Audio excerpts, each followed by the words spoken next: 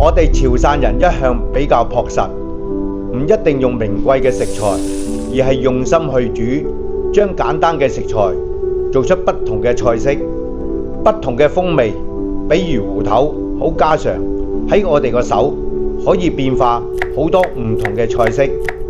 唔同嘅煮法有唔同嘅味道。比如胡蓉鴨，芋頭要蒸到去夠粉夠綿，再搓成胡蓉，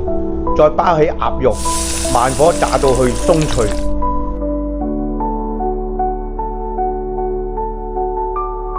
呢道芋頭炆鴨係潮州人嘅傳統拿手菜，用上等嘅藥材同埋濃湯，慢慢炆足去2粒半鐘，鴨肉炆到去嫩滑，湯汁入骨，芋頭鬆化香甜，入口即化。海鮮芋頭烙，呢道菜最講究就係火候，外邊要煎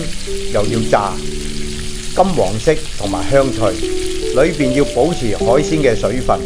芋頭嘅甜味，再配上海鮮嘅鮮味，好有層次感咯。